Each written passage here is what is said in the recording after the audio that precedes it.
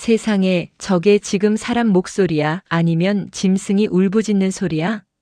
내 평생 가장 화려하고 가장 눈부셔야 할 결혼식장 한복판에서 축복 대신 날카로운 비수가 내 심장에 꽂혔다.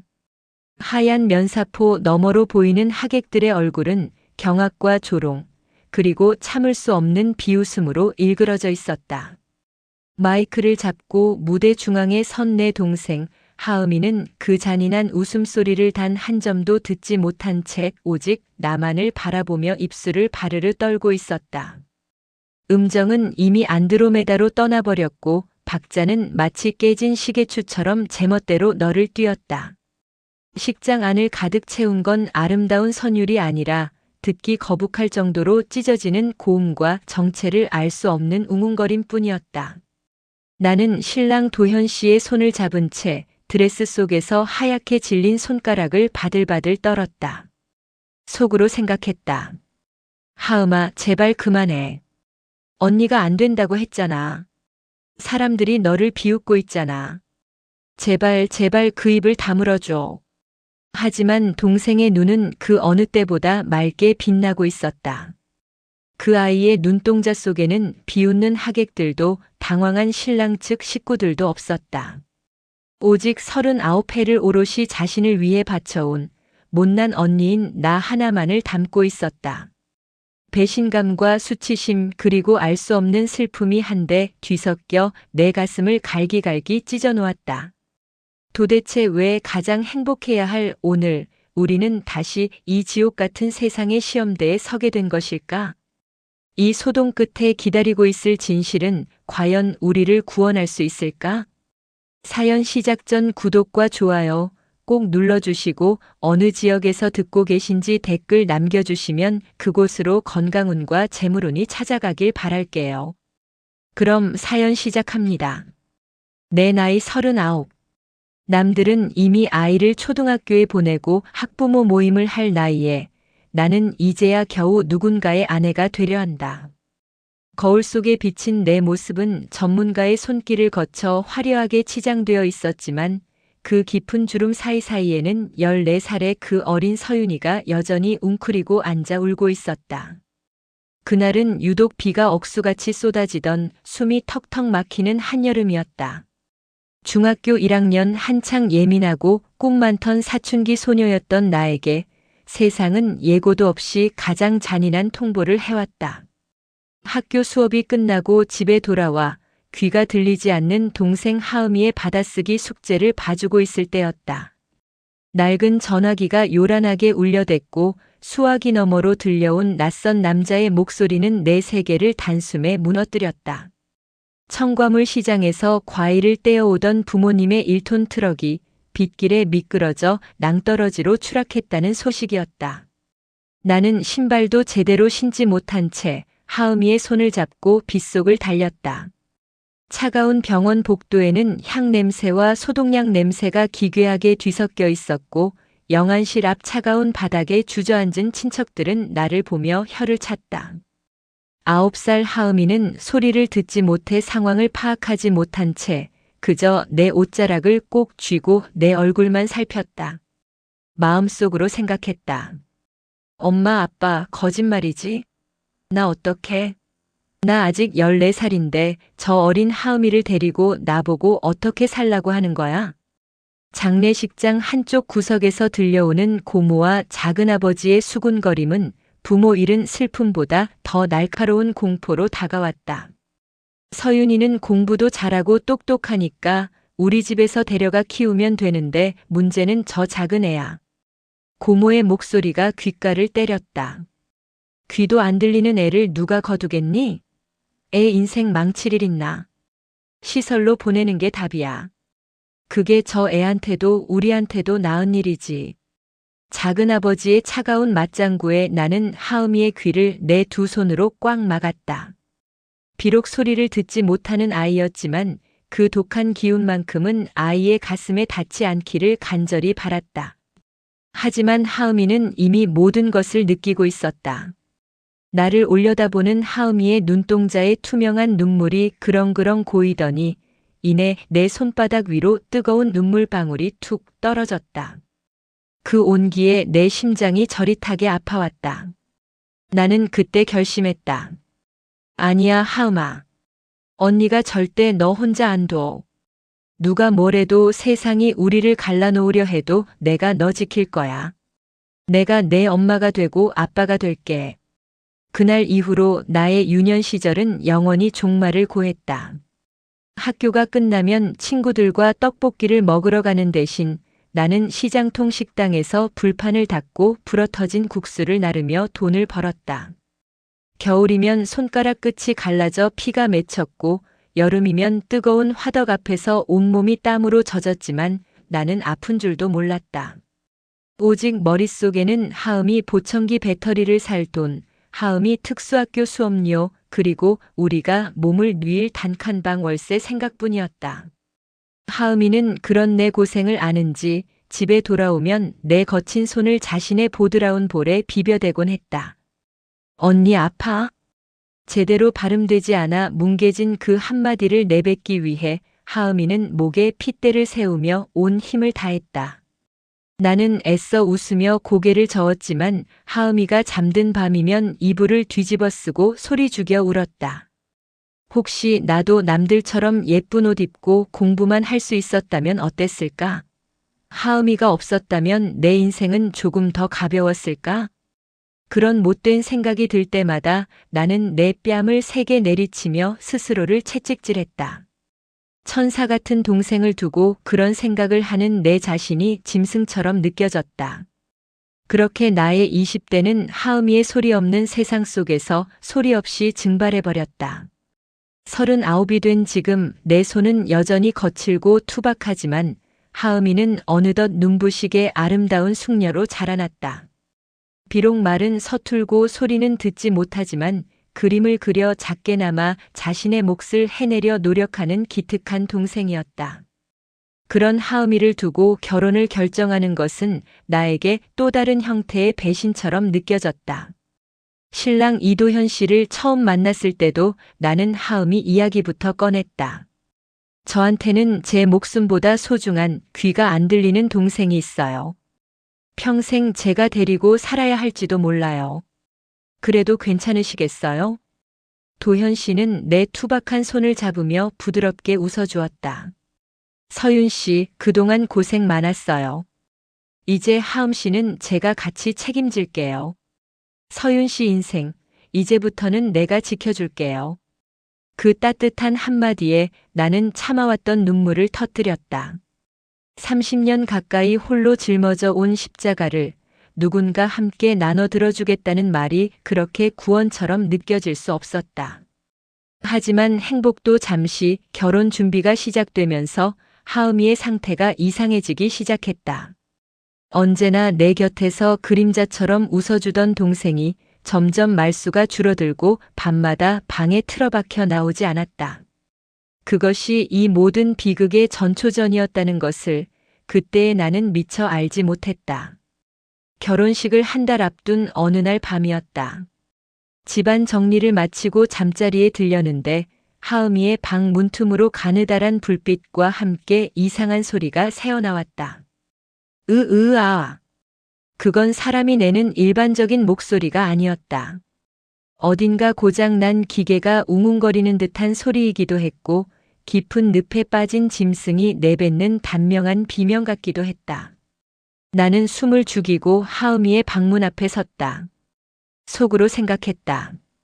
하음이가 왜 저런 소리를 내는 거지? 어디 아픈가? 아니면 내가 결혼한다고 하니까 충격을 받아서 이상해진 걸까? 심장이 두근거렸다. 나는 조심스럽게 문고리를 돌려 방 안을 살폈다. 책상 앞에 앉은 하음이는 거울을 뚫어지게 쳐다보며 자신의 목에 손을 대고 연신 입을 벙긋거리고 있었다. 하음이의 이마에는 땀방울이 송골송골 맺혀 있었고 입술은 하얗게 질려 있었다. 아이는 자신의 목소리를 듣지 못하기 때문에 그 소리가 얼마나 기괴하고 날카로운지 전혀 모르는 듯 했다. 내가 들어온 것도 모른 채 하음이는 필사적으로 무언가를 연습하고 있었다. 하음아, 너 지금 뭐 해? 내 목소리에 깜짝 놀란 하음이가 급하게 책상 위에 무언가를 숨겼다. 하음이의 눈동자가 갈 곳을 잃고 불안하게 흔들렸다. 언니야, 아니야. 하음이는 서툰 발음으로 둘러대며 나를 방 밖으로 밀어냈다. 그날 이후 하음이의 행동은 더욱 수상해졌다. 결혼 준비를 위해 같이 드레스를 보러 가자고 해도, 가구를 보러 가자고 해도 하음이는 한사코 거절했다. 예전 같으면 내 일이라면 제 일보다 더 기뻐하며 따라 나섰을 아이였다.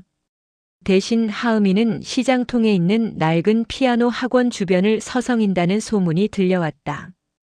혹시 하음이가 나 몰래 나쁜 마음을 먹고 있는 건 아닐까? 결혼하면 자기만 남겨질 거라는 공포 때문에 어디론가 도망치려 준비하는 건가? 의심은 꼬리에 꼬리를 물고 나를 괴롭혔다. 나는 하음이가 없을 때 동생의 방을 뒤져보기로 했다. 죄책감이 들었지만 동생을 지켜야 한다는 명분이 내 행동을 정당화했다.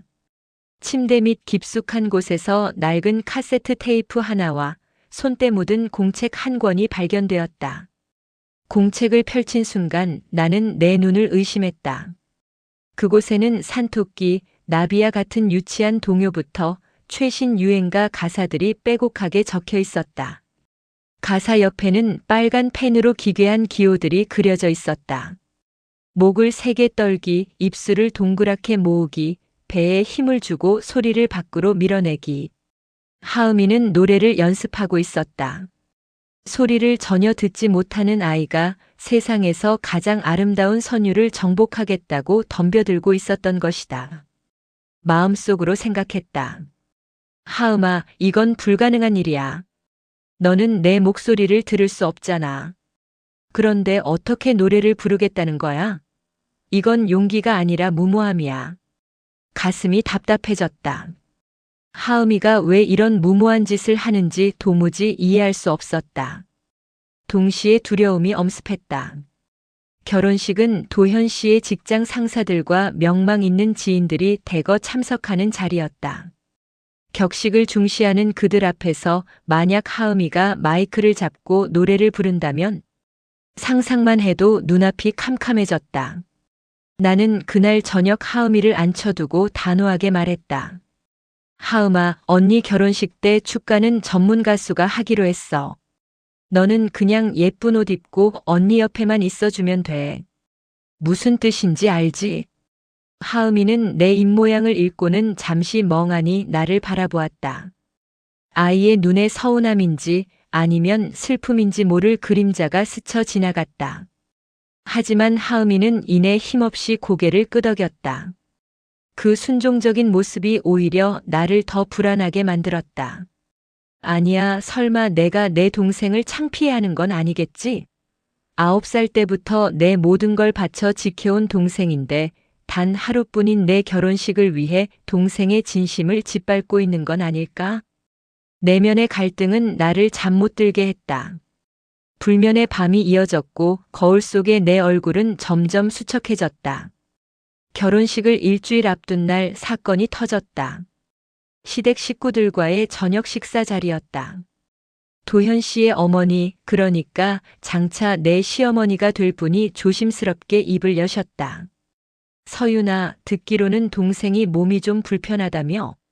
결혼식 날 하객들이 많을 텐데 혹시 동생이 돌발 행동을 하거나 해서 예식 분위기가 흐려지지는 않을까 걱정이 좀 되는구나. 그 말은 내 자존심에 깊은 상처를 냈다. 나는 숟가락을 든 채 손을 부들부들 떨었다. 어머님, 제 동생은 귀만 안 들릴 뿐이지 아주 예의 바른 아이예요. 걱정하지 마세요. 내 대답은 당당했지만 속으로는 비겁한 타협안을 찾고 있었다. 혹시 정말로 하음이를 식장에 데려가지 않는 게 나을까? 아니야, 그건 부모님께 죄를 짓는 일이야. 하지만 시댁 식구들이 저렇게까지 말하는데. 불안과 확신 사이에서 나는 끊임없이 흔들렸다. 하음이는 그런 내 마음을 아는지 모르는지 그날 밤에도 화장실 문을 잠그고 웅웅거리는 괴성을 내뱉고 있었다. 그 소리가 마치 나를 비난하는 통곡처럼 들려 나는 귀를 틀어막고 이불 속으로 숨어버렸다. 폭풍 전야와 같은 긴장감이 우리 자매 사이를 팽팽하게 감돌고 있었다. 결혼식 당일 아침까지도 나는 하은이가 어떤 일을 벌일지 전혀 짐작조차 하지 못했다. 내 동생 하은이의 비명 같은 노래가 식장 안을 가득 메우던 그 찰나, 나는 다시 그 지독했던 5년 전의 겨울밤으로 끌려 들어갔다. 그날은 우리가 살던 낡은 빌라의 보일러가 완전히 멈춰버린 코끝이 베일 듯이 차가웠던 밤이었다. 방 안에는 낡은 가습기가 뿜어내는 뿌연 연기만이 떠돌았고 나는 식탁 위에 놓인 한 장의 서류를 뚫어지게 쳐다보고 있었다. 그건 장애인 보호시설 입소 신청서였다. 국가에서 지원하는 특별 프로그램이었고 동생을 그곳에 보내면 나는 그토록 갈망하던 대학 복학은 물론 안정적인 직장까지 보장받을 수 있는 기회였다. 내 인생의 족쇄를 풀고 비로소 평범한 여자 김서윤으로 살아갈 수 있는 천국으로 가는 초대장과도 같았다. 마음속으로 생각했다. 서윤아, 너도 이제 살아야지. 언제까지 저 들리지도 않는 아이의 뒤만 닦아주며 살 순 없잖아. 너도 예쁜 옷 입고 화장하고 밤늦게까지 친구들과 술도 마시고 싶잖아. 이게 너를 위한 마지막 기회일지도 몰라. 내 이기심이 꿈틀대며 고개를 들 무렵 하은이가 조용히 방 안으로 들어왔다. 아이는 내가 보고 있던 서류를 보았고 그것이 무엇을 의미하는지 본능적으로 알아차린 듯 했다. 하은이의 커다란 눈동자가 소리 없이 흔들렸고 내 옷소매를 잡는 아이의 손은 얼음장처럼 차가웠다. 하은이는 다급하게 수어를 내뱉었다. 언니, 나 안 갈래.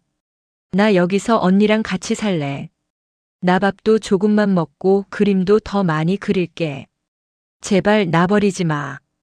아무 소리도 들리지 않는 그 고요한 수어가 오히려 내 귀에 날카로운 비명처럼 꽂혔다. 나는 그 순간 참아왔던 모든 우라와 피로가 폭발하는 것을 느꼈다.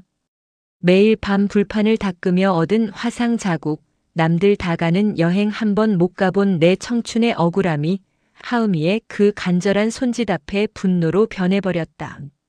나는 하은이의 손을 거칠게 뿌리쳤다. 아이는 중심을 잃고 차가운 장판 바닥 위로 힘없이 고꾸라졌다. 너 때문이야. 내가 내 동생만 아니었어도 내가 이렇게 살진 않았을 거라고. 내 입에서 터져나온 말은 짐승의 울부짖음과 같았다. 하은이는 바닥에 엎드린 채 나를 올려다보았다. 아이의 눈에는 눈물조차 흐르지 않았다. 그저 영혼이 빠져나간 것 같은 깊고 어두운 심연만이 그 눈동자에 가득했다. 내가 없었으면 내 인생도 달라졌을 거야. 아니, 차라리 내가 태어나지 않았더라면 좋았을 텐데. 나는 내 가슴을 쥐어뜯으며 소리를 질렀다. 하은이는 내 입모양을 한 글자 한 글자 명확하게 읽어내려갔다. 아이가 느꼈을 그 참담함을 나는 알면서도 멈추지 않았다. 독설은 멈추지 않는 화살이 되어 하은이의 가슴에 박혔다. 속으로 생각했다. 아니야, 서윤아. 그만해. 너 지금 무슨 말을 하는 거야? 세상에 하나뿐인 내 동생한테 부모님 대신 내가 지키겠다고 맹세한 그 아이한테 어떻게 이런 말을 해? 하지만 이미 엎질러진 물이었다. 하은이는 천천히 일어나 방구석으로 기어 들어갔다.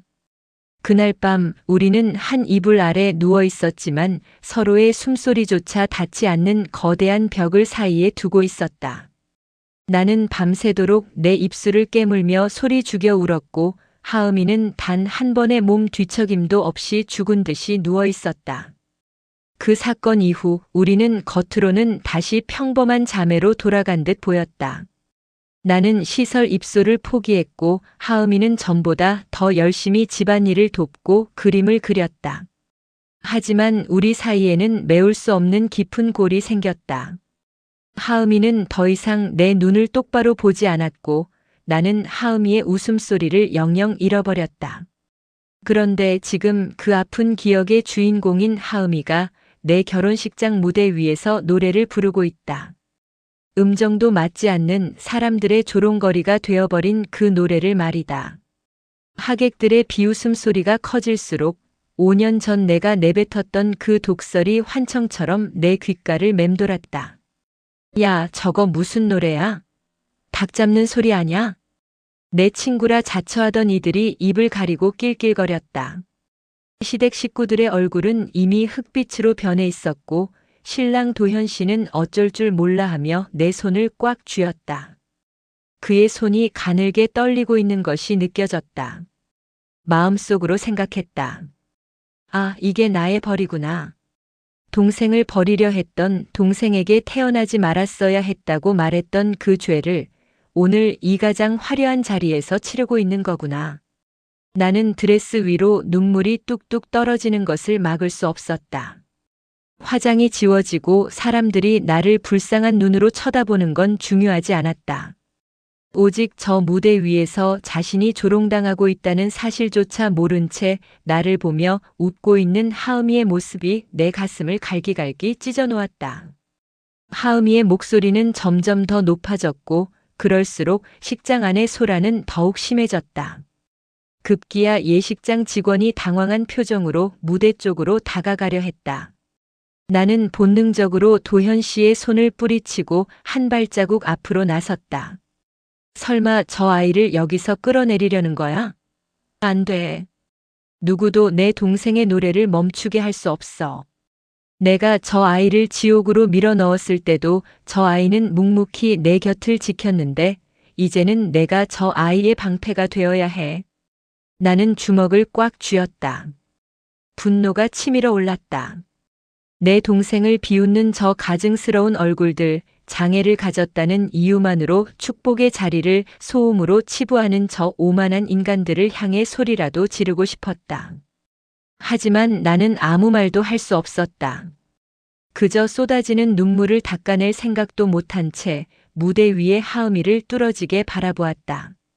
하은이의 눈동자 속에 비친 내 모습은 화려한 신부가 아니라 여전히 죄책감에 몸부림치는 14살 소녀였다. 결혼식 일주일 전 하은이가 밤마다 화장실에 숨어내던 그 기괴한 소리의 정체를 밝히기 위해 나는 집안을 뒤졌다. 단순한 호기심이 아니었다.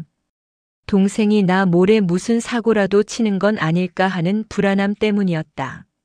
나는 하은이가 장을 보러 나간 틈을 타 아이의 방 침대 밑을 샅샅이 살폈다. 먼지 쌓인 상자 하나를 끌어냈을 때 내 손끝에 닿은 건 낡은 녹음기와 수십 장의 메모지였다. 메모지에는 하은이의 비뚤비뚤한 글씨로 알 수 없는 기호들이 가득 적혀 있었다. 도미솔 여기서는 배가 떨려야 한다. 언니가 좋아하는 소리는 여기서 난다. 나는 얼어붙은 듯 그 메모를 읽어내려갔다. 하은이는 소리를 들을 수 없기에 자신의 목소리가 몸의 어느 부위를 진동시키는지 감각으로 기억하려 했던 것이다. 메모지 모서리에는 눈물에 젖었다 말라 비틀어진 자국이 선명했다. 마음속으로 생각했다. 하은아, 너 도대체 얼마나 오랫동안 이 짓을 한 거야? 내가 축가는 안 된다고 그냥 가만히 있으라고 그렇게 모질게 말했는데 너는 왜 이렇게까지 스스로를 괴롭히고 있었던 거야?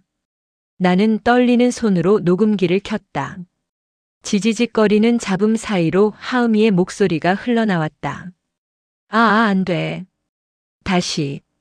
아이는 자신의 목소리를 듣지 못하면서도 무언가 잘못되었다는 것을 본능적으로 느끼는 듯 했다. 수백 번, 아니 수천 번은 반복했을 법한 그 다시라는 단어가 내 가슴을 송곳처럼 찔렀다. 녹음기 속 하은이는 울고 있었다. 제대로 된 소리가 나지 않아 답답한지 가슴을 퍽퍽 치는 소리도 들려왔다. 그러다 녹음기 끝자락에서 하은이의 혼잣말이 수어로 은쪼리듯 낮은 목소리로 담겨 있었다. 언니 미안해. 나 때문에 인생 망쳐서. 결혼식 날 내가 언니의 자랑이 되고 싶어. 나는 녹음기를 바닥에 떨어뜨렸다. 심장이 멎는 것 같았다. 하은이는 알고 있었다. 5년 전 내가 내뱉었던 그 독설을 하은이는 단 한순간도 잊지 않고 가슴에 품고 살았던 것이다. 자신이 언니의 인생을 망친 짐이라는 사실을 아이를 들리지 않는 귀 대신 온몸으로 느끼며 견뎌왔던 것이다. 속으로 생각했다. 혹시 그날 이후 하은이가 한 번도 웃지 않았던 게 나 때문이었어? 내가 던진 그 말 한마디가 저 아이의 세상을 온통 어둠으로 물들여 버린 거였어. 나는 내가 희생자라고만 생각했는데 진짜 희생자는 내가 아니라 바로 너였구나. 나는 방바닥에 주저앉아 통곡했다. 하은이가 밤마다 화장실에서 내던 그 소리는 노래가 아니었다. 그건 언니에게 용서를 구하는 처절한 고해성사였고 자신도 누군가에게 기쁨을 줄 수 있는 존재라는 것을 증명하려는 마지막 몸부림이었다. 나는 하은이의 일기장도 발견했다. 그곳에는 우리가 부모님을 잃었던 그 장례식 날의 이야기가 적혀 있었다. 고모가 나를 시설로 보내라고 했을 때 언니가 내 귀를 막아줬다. 사실 나는 다 들렸다. 언니의 손바닥을 통해 언니의 심장이 얼마나 무섭게 뛰는지 다 느껴졌다. 그때 결심했다. 나를 위해 울어주는 언니를 위해 나는 평생 언니의 그림자로 살겠다고. 눈물이 시야를 가려 더 이상 글자를 읽을 수 없었다. 나는 하은이를 지켜준 게 아니었다. 하은이가 자신의 삶을 지워가며 나를 지탱해주고 있었던 것이다. 나는 그런 줄도 모르고 하은이 때문에 내 인생이 꼬였다며 원망하고 비난했다.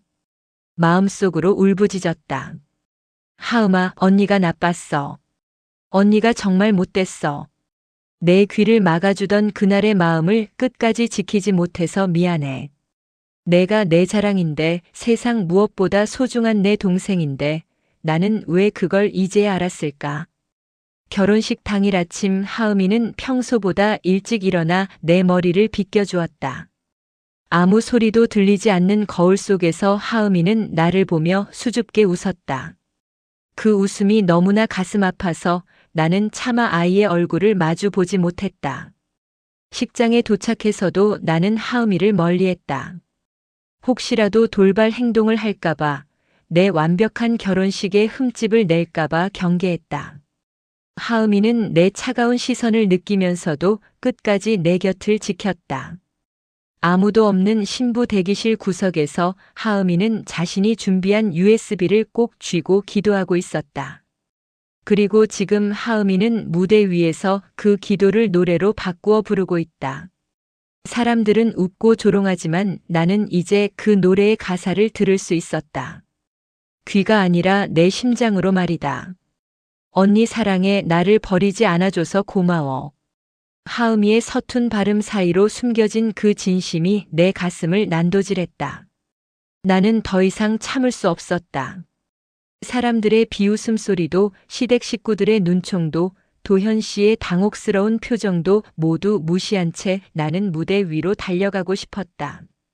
하지만 그때 사회자인 민재가 마이크를 잡았다. 내 친구 민재는 우리 자매의 아픈 역사를 누구보다 잘 아는 사람이었다. 민재의 눈에도 눈물이 맺혀 있었다. 그는 소란스러운 하객들을 향해 입을 뗐다. 제발 민재야, 말해줘. 저 아이가 왜 저기 서 있는지, 저 노래가 얼마나 위대한 사랑인지 제발 세상에 알려줘. 나는 멈춰 선 채 민재의 입술을 응시했다. 이제 곧 이 잔인한 결혼식장의 공기를 뒤바꿀 진실의 순간이 다가오고 있었다.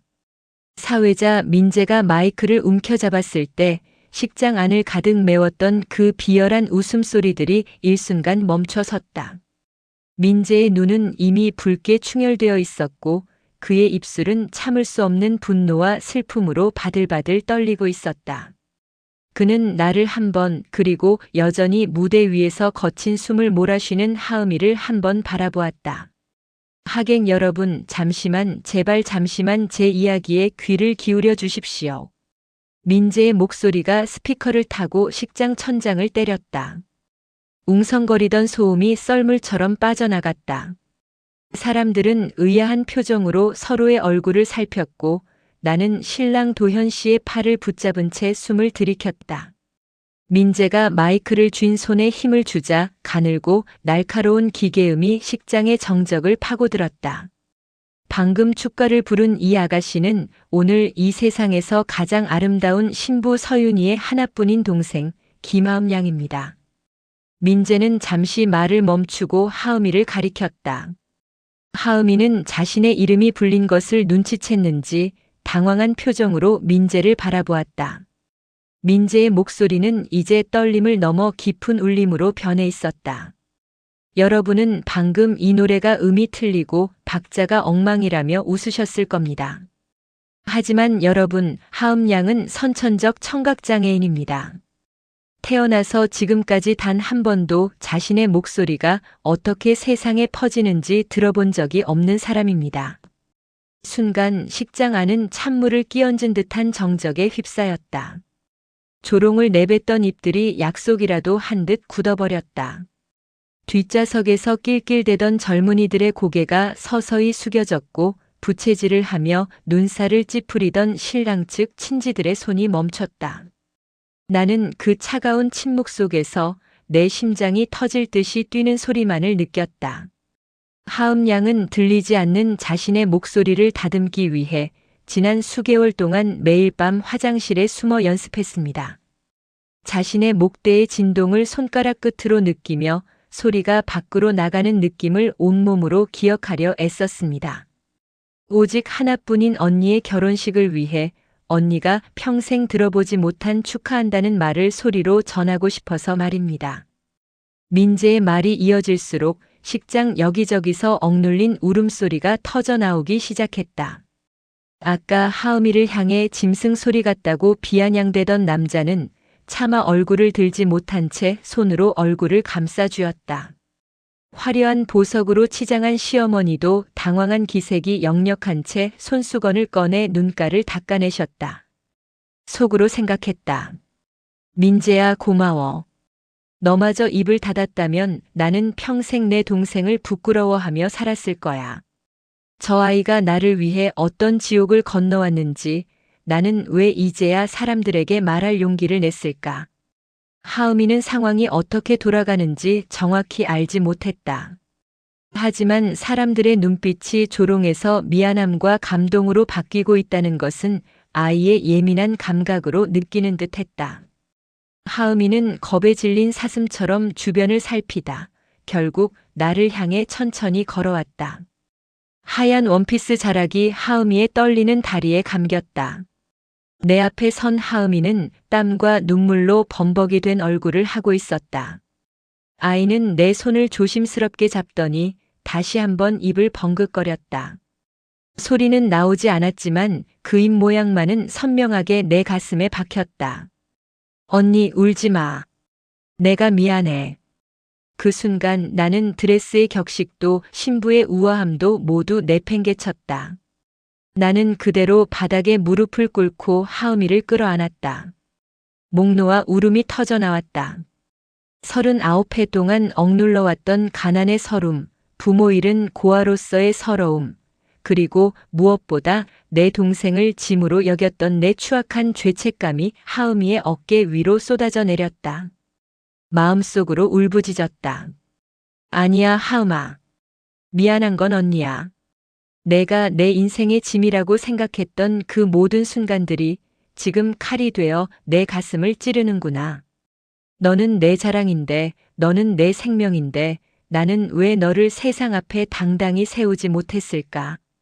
하음이는 내 등을 작은 손으로 토닥였다. 어릴 적 내가 울 때면 엄마가 해주던 그 몸짓 그대로였다.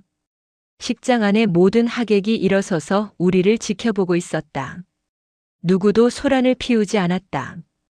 오직 우리의 울음소리와 누군가 훌쩍이는 소리만이 식장의 공기를 가득 채웠다. 신랑 도현 씨가 다가와 우리 자매를 동시에 안아주었다. 그의 단단한 품 안에서 나는 비로소 숨을 쉴 수 있었다. 도현 씨는 하음이의 손을 잡고 고개를 숙여 경의를 표했다. 그건 장애를 가진 처제에 대한 동정이 아니라 한 인간의 위대한 사랑에 대한 진심 어린 존경이었다. 사회자 민재가 마지막으로 입을 열었다. 이 축가는 실패한 노래가 아닙니다. 이 축가는 오늘 이 식장에서, 아니, 이 세상에서 가장 값비싼 사랑의 고백입니다. 여러분, 우리 두 자매에게 진심 어린 박수를 부탁드립니다. 우레와 같은 박수 소리가 터져 나왔다. 아까의 조롱 섞인 웃음과는 비교도 할 수 없을 만큼 묵직하고 뜨거운 박수였다. 하은이는 박수 소리를 듣지 못했지만 발바닥을 타고 올라오는 식장의 진동을 통해 사람들의 마음을 읽었다. 아이는 처음으로 나를 보며 수줍게 아주 환하게 웃어 보였다. 그 웃음은 마치 어두운 터널 끝에서 만난 한 줄기 빛과 같았다. 나는 하은이의 손을 잡고 다시 일어섰다. 내 곁에는 나를 사랑해주는 남편이, 그리고 내 앞에는 내가 목숨보다 소중히 여겨야 할 동생이 있었다. 이 결혼식은 이제 더 이상 단순한 결합의 자리가 아니었다. 그건 우리 자매가 세상의 편견을 깨부수고 당당히 두 발로 서는 부활의 현장이었다. 결혼식이 끝나고 계절이 두 번 바뀌었다. 우리는 이제 새로운 아파트에서 세 식구가 함께 살고 있다.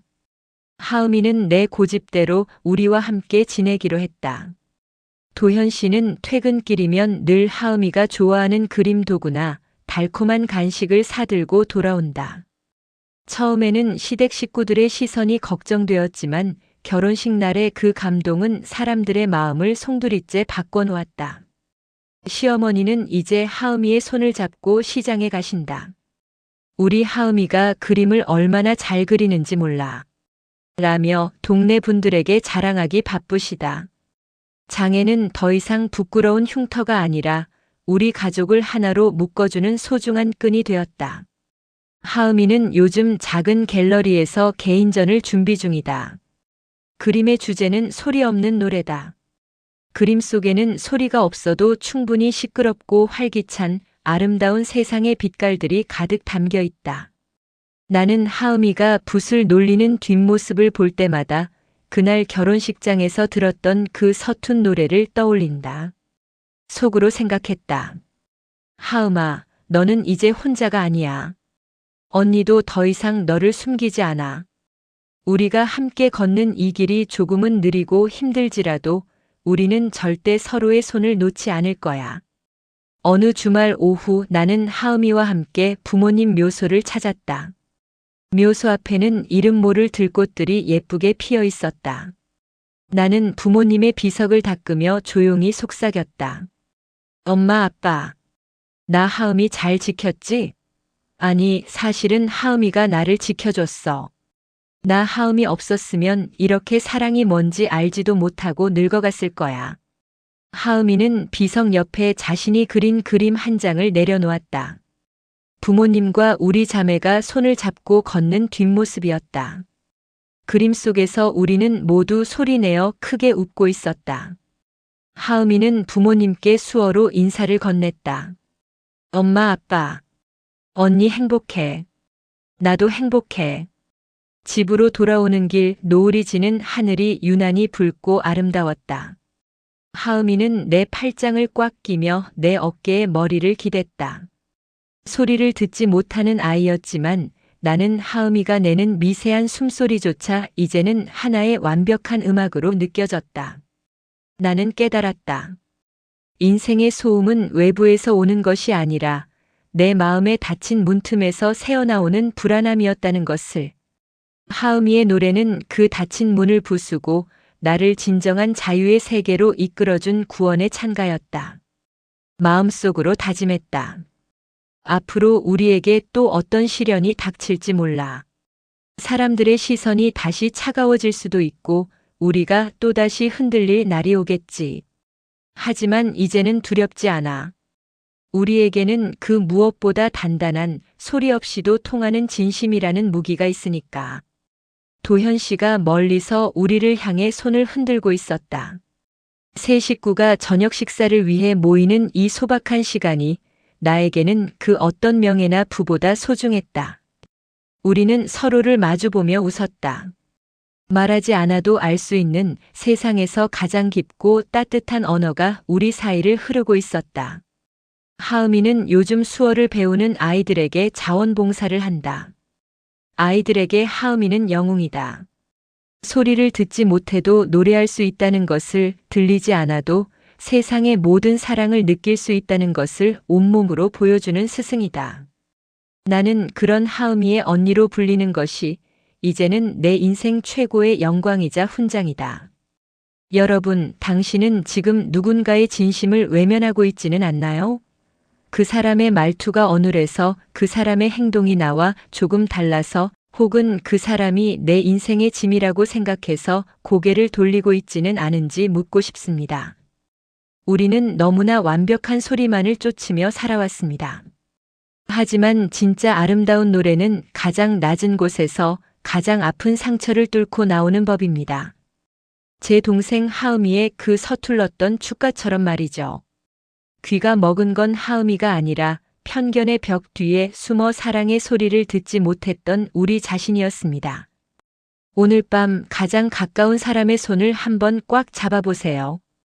그 사람의 심장 소리가 당신에게 어떤 노래를 부르고 있는지 가만히 느껴보시길 바랍니다. 비록 음정은 틀리고 박자는 어긋났을지라도 우리가 서로를 사랑하며 부르는 그 노래야말로 이 세상을 버티게 하는 유일한 기적입니다. 그날 결혼식장에서 우리는 처음으로 완벽한 화음을 들었습니다. 소리 없는 세상에서 피어난 가장 위대한 사랑의 교향곡을 말입니다.